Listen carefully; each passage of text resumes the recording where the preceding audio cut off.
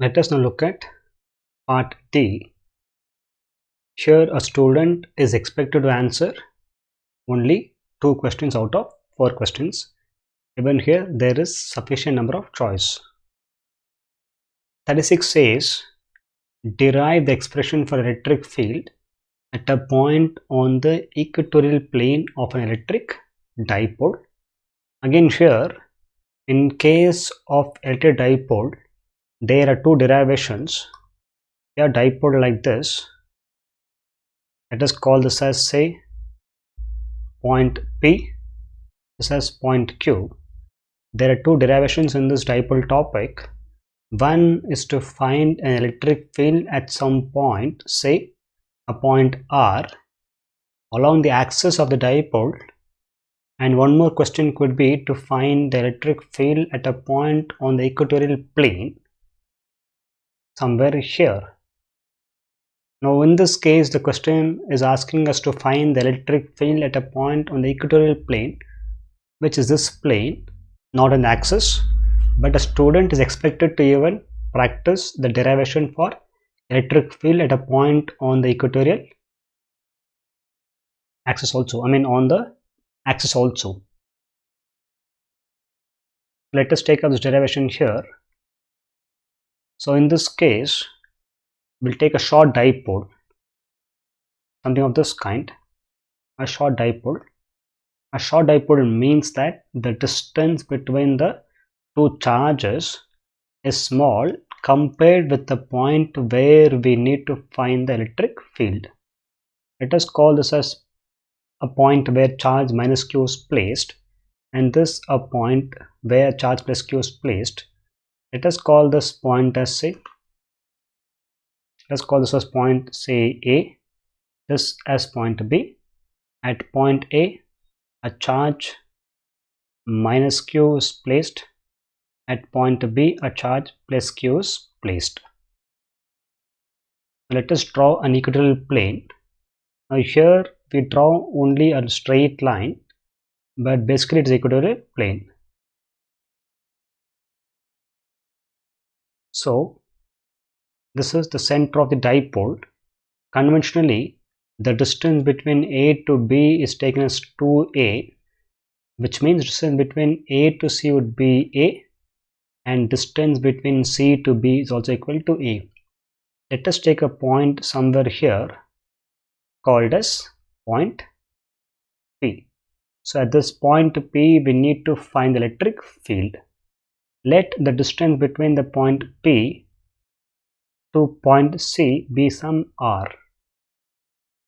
Here we use the principle of superposition of electric field, which means we find the electric field because of the plus charge and minus charge and add them vectorially. The electric field because of plus charge will go out from the charge because it's a positive charge. So the electric field goes out like this. This we call as E suffix plus. It's written below E just to mean that it is electric field because of the plus charge. If this is confusing, you can just put 1 and 2 also, but here we write E plus. It is not E plus like this, this is wrong. It is E suffix plus. This is just notation used to represent the electric field. So this E plus is equal to, it will be K Q by distance square.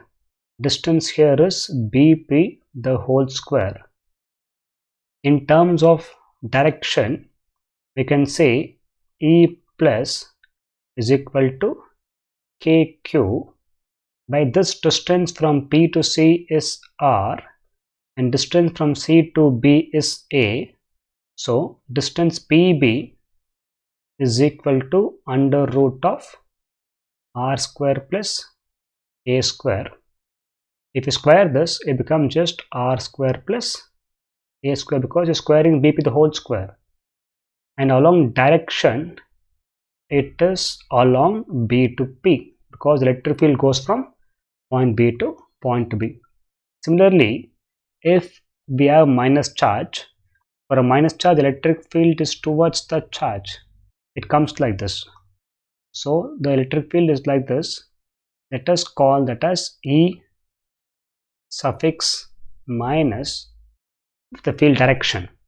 So even here, E minus in terms of magnitude would be equal to kq by Pa the whole square. Keep in mind that in case of electric field, we just put the charge magnitude, not direction. Don't put minus sign here, it is meaningless. Just put with magnitude. Again, Pa is same as Pb, this is same as Pa only. So in terms of vector quantity, this is one equation. If you want, you can call this as 1, and E minus is equal to, it is k q by again r square plus a square. Now this is along Pa. Let's call this as 2. So we have two equations now. I'm just doing it sidewise to make use the diagram given here. But exam keep writing one below the other. Don't draw lines and write it. So the net electric field is sum of E plus and then E minus. That is, if you call it as E1, E2, what we have got here is, it is vector sum of E1 plus E2. But there is a problem here. The problem is E plus and E minus are not in same direction. They are in different directions. So first we need to find their components. We can do it in two ways. One way is by finding an angle made here and you can solve the problem. Other way is by finding its components. To understand this, we'll draw an axis here.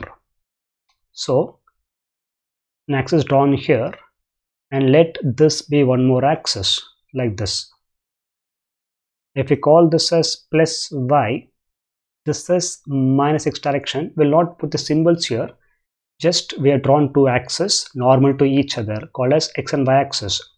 Suppose the angle is theta, this also should be theta only, because the two charges have same magnitude and they have same separation.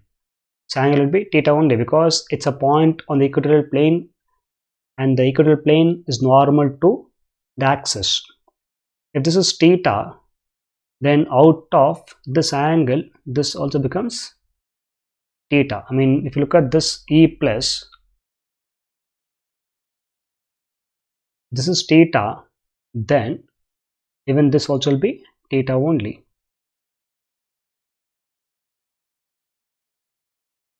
This is not theta. This angle here is theta, because if we bring this point along the axis, that is, if you try to press this, then this BP will be along BA. This is theta. You can also prove it using geometry also. You can draw a line here and then keep on proving it by using corresponding angle principles, but even this also would be theta. Similarly, if this is theta, this also would be theta only, because this and this are parallel lines and BPA is a transversal. Now what we have here is, we have a condition where we have two fields. We have an axis like this. In exam, there's no need to draw all this extra axis. Just write the answer is sufficient. I'm just drawing to explain the concept. So there is an axis here, axis here. There's one field like this, which was E plus. This was E plus a vector quantity. This was theta.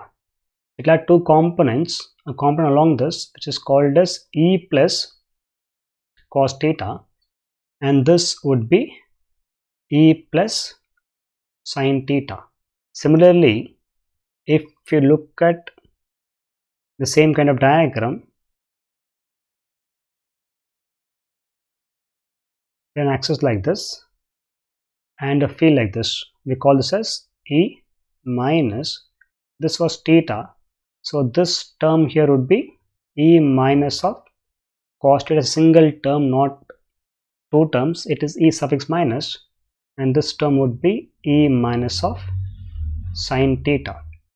To combine these together, again I'm repeating that in exam there's no need to draw all this, just write the components in the main diagram.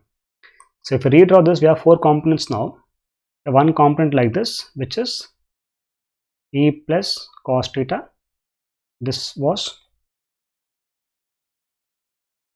a component like this, which was e plus of, sine, this is e plus of sine theta.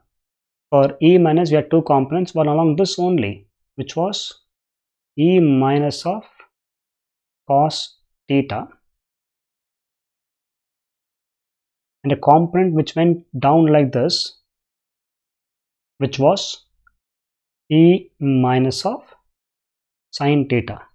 But look at e plus and e minus. These two are same in magnitude. Therefore, this component and this will cancel each other. What remains is, it is e plus cos theta and e minus cos in the same direction. Therefore, this equation becomes like this. E is equal to, it is e plus of cos theta, that's one term, plus e minus of cos theta, because these two will add up. But e plus e minus is same, so I can say it is 2 times any one of it. 2 times of e plus of cos theta is what we get. But e plus itself is equal to k q by r square plus a square, that is what is e plus or e minus, both are same, into cos theta. Now from this triangle, if you look at cos theta is equal to adjacent, which is a by the hypotenuse, which is PA or PB, which is under root of r square plus a square, because cos theta would be adjacent by hypotenuse. Hypotenuse is either PA or PB, is what we get. That is equal to 2 k qa by r square plus a square power 3 by 2, because power half plus 1 is 3 by 2. But you can rewrite this as k q into 2a, nothing is changed, r square plus a square power 3 by 2. By definition, this is called as electric dipole moment. It's called as small p. Therefore, what we get from here is, we get the electric field for a point on the equatorial plane. We can just write it as E here also. I'll tell you why you want to write this. This on the equatorial plane, that is equal to, it is k p by r square plus a square power 3 by 2. This is the required answer for short dipole. Short dipole means that the two dipoles or the 2 points are so close that P is very far away. Let us think of a case where something of this kind. We have a point here and a point here. This is a dipole, and the point P is very far away. In that case, compared with this distance involved, this is very, very small. That's actually writing it. But if we draw like this, then it won't be visible to understand the derivation. So we draw it bigger. But this is what it means. For short dipole, r is more than a, which means r square will be very much more than a square. This implies r square plus a square is almost same as r square only. That is, if we are adding a very, very small number to a big number, nothing much will change. For example, we have a big number like 10 power 6. If you add in like 0.1, then this will not make much difference. This is same as 10 power 6 only. That's the meaning of here. So putting it back in the expression for E, what we get is, we get E equatorial is equal to Kp by its r square power 3 by 2. From here, power 2 gets cancelled. Therefore, the required answer is EE is equal to Kp by R cube. But remember, electric field is vector quantity, so always write in vector form. So it is along, it's actually along minus P cap, but then let us not complicate it, it's along BA. So it is along BA, but for students who want to write it more technically, EE is equal to, it is minus of Kp by R cube, because P is a vector from minus Q to plus Q, but here the electric field is from plus to minus, it becomes minus here. If it doesn't make sense to you, it's fine, at least write this and keep. So this is electric field because of a point on the equatorial plane. The reason that we wrote EE is because sometimes a question could be asked to show that the electric field along the axial point is equal to twice the electric field along the equatorial point. This could be asked as a question. To answer such questions, we write suffix E here. Otherwise, whether you put suffix E or don't put it, the form remains same. That form is Kp by R cube will remain as it is.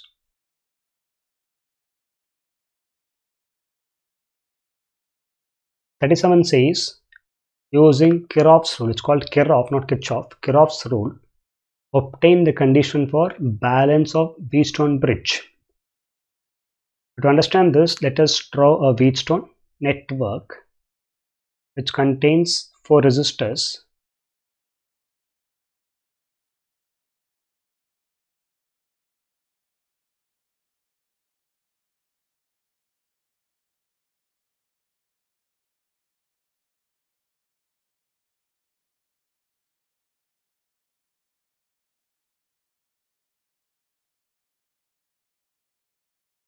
We'll draw 4 resistors here.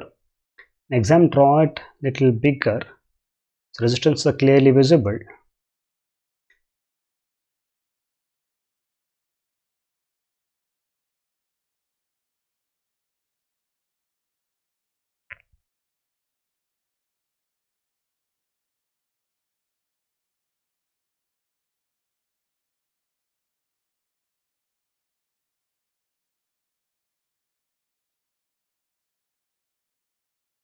We have 4 resistors, so different books will write differently. We'll call this as, say, R1 and then R2. Again, don't by heart what is given where, understand the concept beyond this, and then R4. Some books will write R2 here, some here, doesn't matter what it is. We have 4 resistances. Let us mark the points. We'll call this as point A, this as point B, a point C, and a point D. Between point B and point D, we have a galvanometer, something of this kind. We put here a galvanometer, let's call as G. And between points A and point C, we connect a battery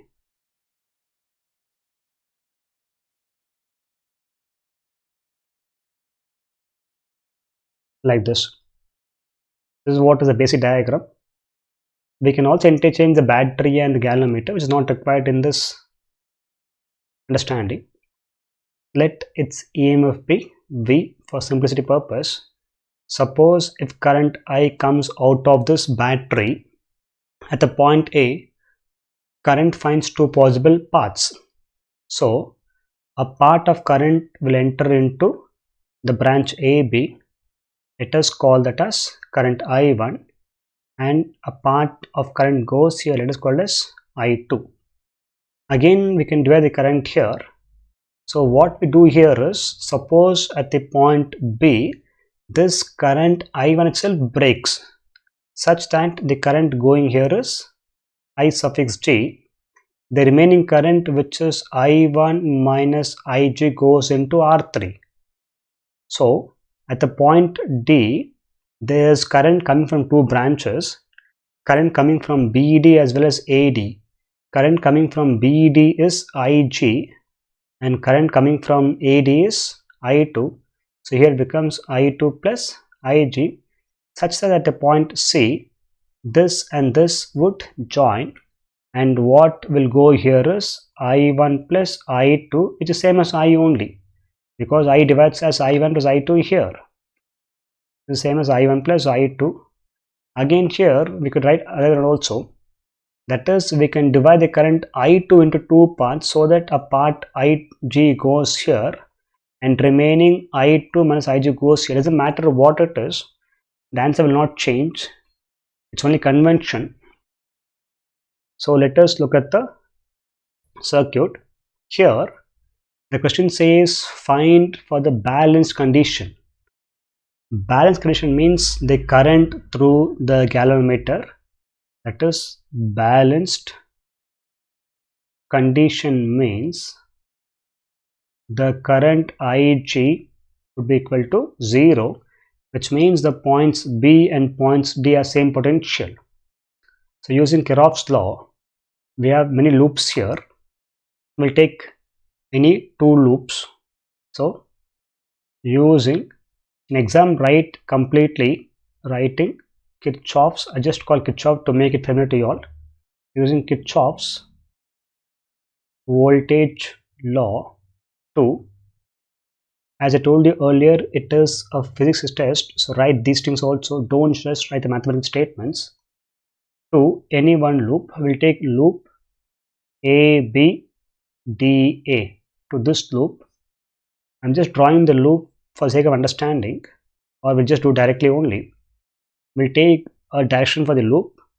Now here we can take direction as clockwise. It is again doesn't matter, we can take it clockwise or anti-clockwise, doesn't matter at all. So if you take a direction from point A, just keep in mind that the convention what I'll be using here is voltage drop is taken as negative and voltage gain is taken as positive. That's what the convention what I'll be using here. Let the resistance of the galvanometer be R suffix G. So let it be R suffix G or capital G, which is the resistance of galvanometer. Now here we'll start from point A. So voltage drop, because we're going from point A to point B. Point A is high potential, it's a voltage drop, so it's minus I1 R1, and after going to point B, we are going the direction chosen here, which is clockwise for us. So from point B to point D, the point B is high potential because current is moving from high to low potential, it's a voltage drop. So minus IG RG. Between point D to point A, we're going from low to high potential because current is moving from point A to point D. So between point A and point D, point A is high potential, but we're going from low to high. So voltage gain, gain means positive, so it becomes plus I2 R2 is equal to 0. Let us call this as equation number 1. Similarly, applying, you can write KVL from next time because already written here. So applying KVL, so the first time just write it completely. If you have to use the law more than once, then second time just write short forms. So applying KVL to the loop, for example say BC DB. Again here we can take a loop direction, let us take it as clockwise. Now we'll start from point B. Again in going from point B to point C, there is a voltage drop. Drop means negative because you're going from high to low potential. That is, if you compare point B and point C, point B has high potential. So you're going from point B to point D. So what you get here is it's negative. So minus of I1 minus IG into R3. And again going from, is not there.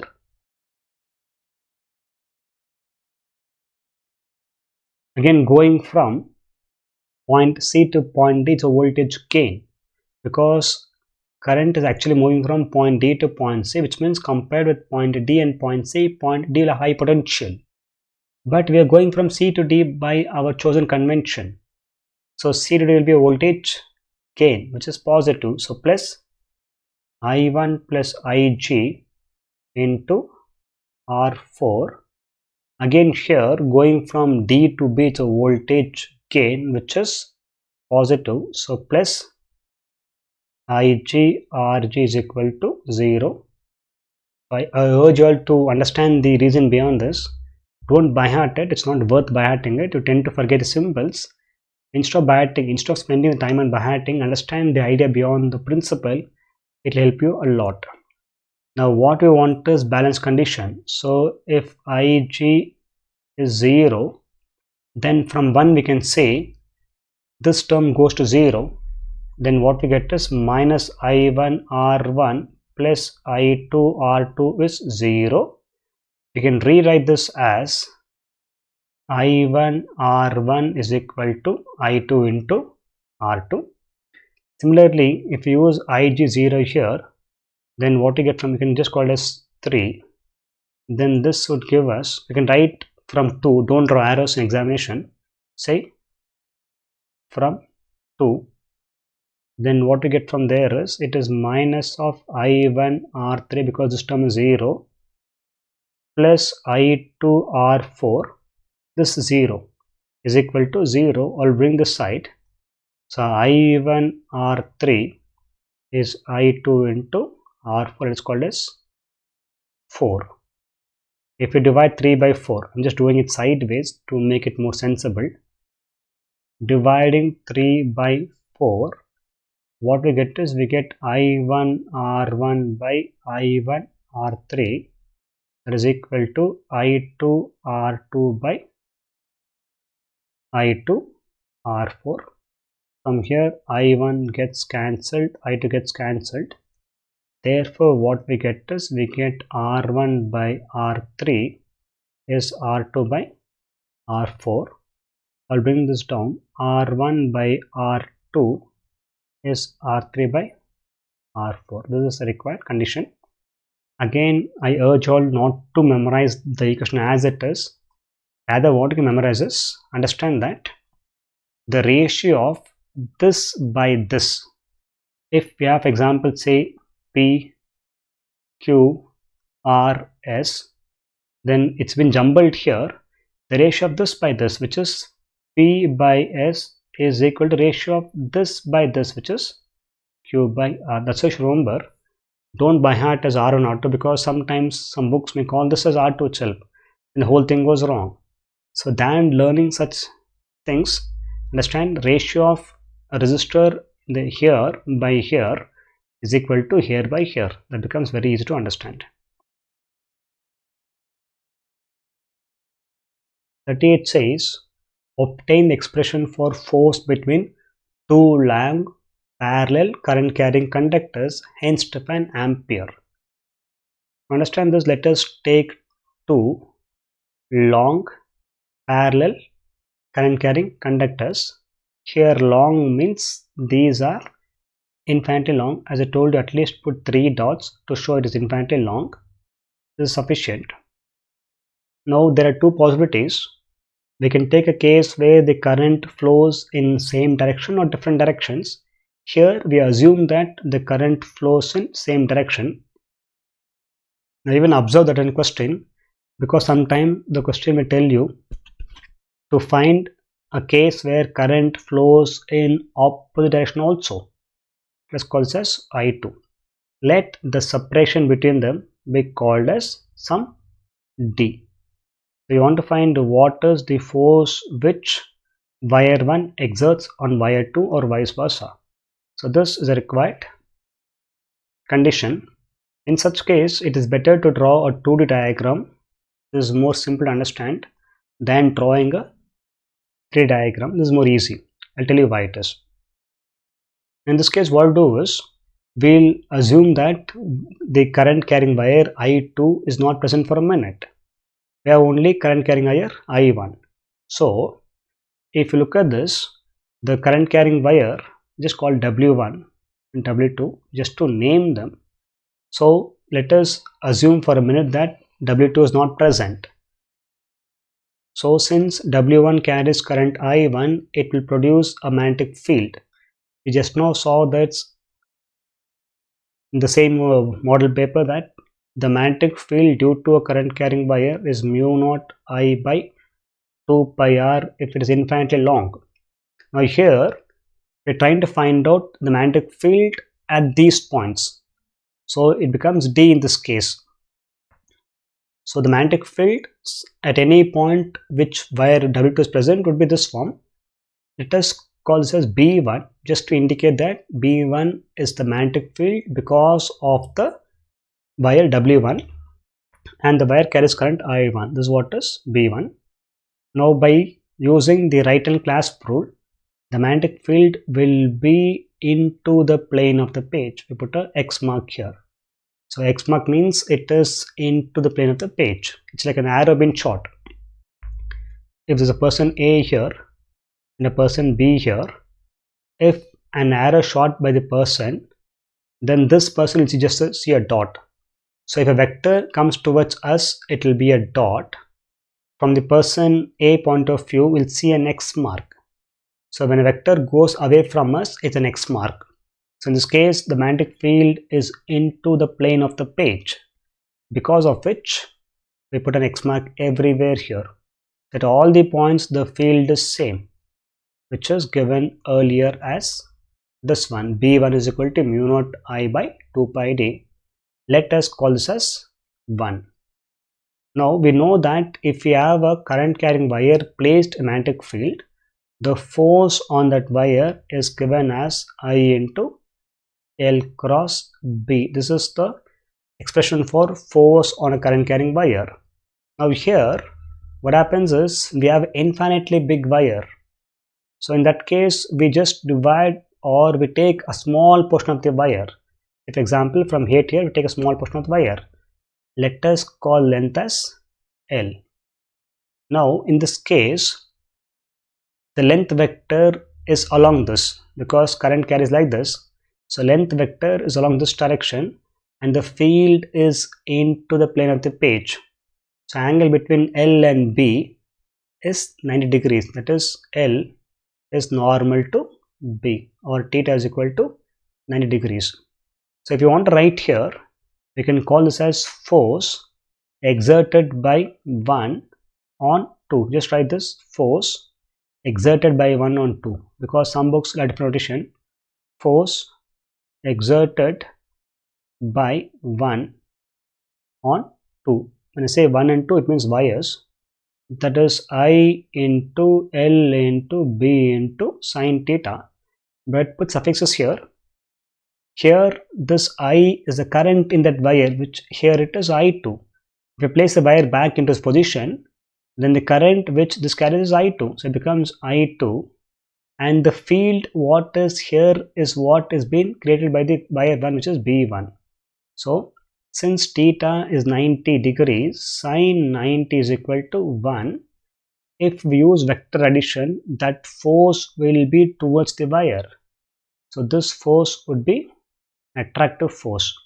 So if you rewrite this, F12 is equal to, it's I2, it's L, B1 is mu naught I1 by 2 pi d. We will rewrite this saying that F12 is mu naught I1 I2 L by 2 pi d. If you bring this L down, then what we get is we get F12 by L is mu naught I1 I2 by 2 pi d. This is what we get. If you use same logic, that is, if you find the field which the wire W2 creates, then that will be B2. B2 is the field which this wire creates. That will be same form, mu naught, it will be I2 by 2 pi d. That will be coming towards us. And if you find the force which this wire experiences, that you call as F21, this F21 will be towards the wire W2. So whenever the current carrying wires carry current in same direction, the force attractive. So there's no need to prove other part. You just write here and look at the right side equation. It's a constant. It depends only on I1, I2 and the distance between them. If distance is same, then the force which the second wire exerts on first wire by length, even that is equal to mu naught I1, I2 by 2 pi d. The force is same. This is required answer. But here the question says hence define 1 ampere. To understand this, recall that mu naught by 4 pi is 10 power minus 7. It's a constant. Or mu naught by 2 pi will be 2 into 10 power minus 7. You just write this 4 as 2 into 2 and take 1 to this side. Now why do you want this? That's because to define 1 ampere, if we look at it, F12 by L is equal to, we have mu naught by 2 pi into, you put I1 as 1, I2 as 1 and D as 1, then F12 by L, which is mu naught by 2 pi, which is 2 into 10 power minus 7 Newton per meter. So we just need to put this in words. To make sense out of it, we can say that the force between, or the force or the current in the two wires is said to be 1 ampere. That is, the current in two wires is said to be 1 ampere if the force per unit length is 2 into 10 power minus 7 Newton per meter for a separation of 1 meter. That is, you need to tell that I1 is 1 ampere, I2 is 1 ampere and D is 1 meter. That is, the current in each wire is said to be 1 ampere if each wire exerts a force of 2 into 10 power minus 7 Newton per meter for a separation of 1 meter. That is the required answer.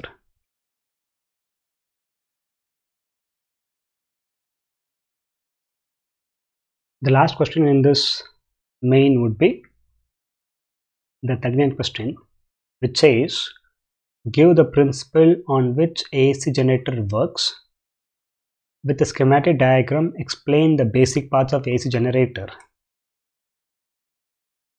So the principle here, the principle is, it works on the principle of electromagnetic induction. In exam, don't just write EMI, say it works on the principle of electromagnetic induction. That's a principle.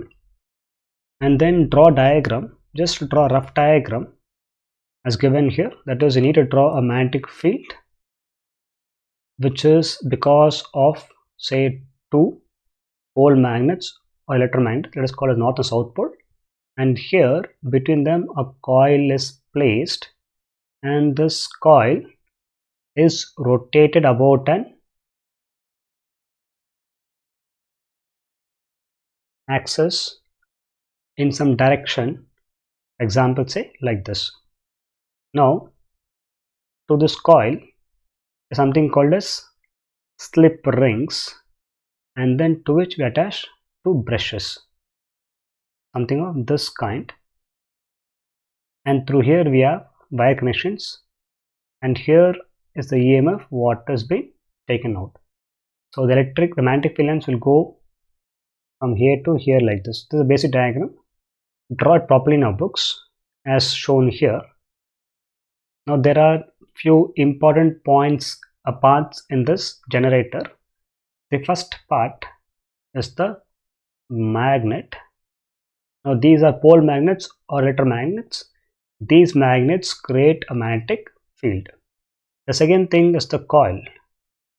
So what is given here is this PQRT is a coil. So this coil is very important because this coil rotates in the magnetic field like this. Here don't worry as to who's rotating it, doesn't matter for us. Or what matters is the coil has been rotated by some means. So the coil rotates, and then we have something called as slip rings and brushes. So the slip rings are called as S1, S2, and the two brushes are called as B1, B2. And these are graphite brushes generally. That is because what happens is when the coil rotates, this can't rotate because we're taking the EMF out of these two. This can't rotate. So we have slip rings, which means even though the entire coil rotates, these brushes will remain attached to it. They will not rotate. So the slip rings will rotate with the coil, not the brushes. So without the brushes, the whole thing rotate. That's the whole point here. So the second thing is a coil, and third thing is the brushes. So to write these things also in examination, right? The main parts are a magnet. The magnet produces a required magnetic field. We have coils, and coils are rotated. We have single coil here. A coil is rotated by some means, and this rotation will change the flux through the coil. And then third thing, we have brushes. The brushes are attached to slip rings so that the brushes will not move, and the EMF is taken out of this brushes. To understand the working of it, the magnetic flux, which is called as phi B, is defined as B dot A, because here B is constant, A is constant. That is equal to B into A into cos of theta. Suppose imagine the coil as a constant angular speed omega, then we can write theta in terms of omega, where we can say theta is equal to omega into T. Therefore, the magnetic flux B is B into A into cos of omega into T. This is what is the magnetic flux. But the principle of the device is based on electromagnetic induction. And according to Lenz's law, E is equal to minus of d phi by dt. This is what Lenz's law tells us. That is equal to minus of d by dt of B into A into cos of omega t. If you have more than one coil, the area becomes this number. If you have two coils, area becomes 2A. Now in this case, for a given condition, this B and A are constant. It comes out. So BA comes out. What remains is d by dt of cos omega t remains. To differentiate this, then E is equal to minus of BA. This would be omega into minus of sine omega t. These are basic differentiation terms. So E is equal to, there's minus here, it becomes B into A into omega into sine omega t. Now look at this carefully. For a given rotation, B is constant, the magnetic field remains constant. Even A remains constant. The area of the loop remains constant. This will not change. Its length into breadth, it will not change. It remains constant. Even the rotation is at a constant angular speed. So the whole thing is a constant. So we can write that with one more constant, so that E is equal to, it is E naught into sine omega t. So this is the required expression for the EMF. We can finish up with a diagram for this. That is, plot a graph for the EMF with time for omega t. Get a graph which is a sine curve like this. This is what we get. So students expect to write till here. So this is the working. This is the kind of how does it work and all. Just says write the schematic diagram and explain the basic parts. So there's no need to prove all those things. Just draw a diagram and tell what are the basic parts and how does it work. They haven't asked you to find expression. If you want, you can just write the formula at the end with the diagram. Otherwise, it's not been asked here. But if the question could be asked on the working, a question could be as well as be asked on how to find its EMF also. So even this alone could be a 5-mark question. So practice this also. But for this answer, it is not required to write all this. Just draw a basic diagram and tell what the parts and how does it work.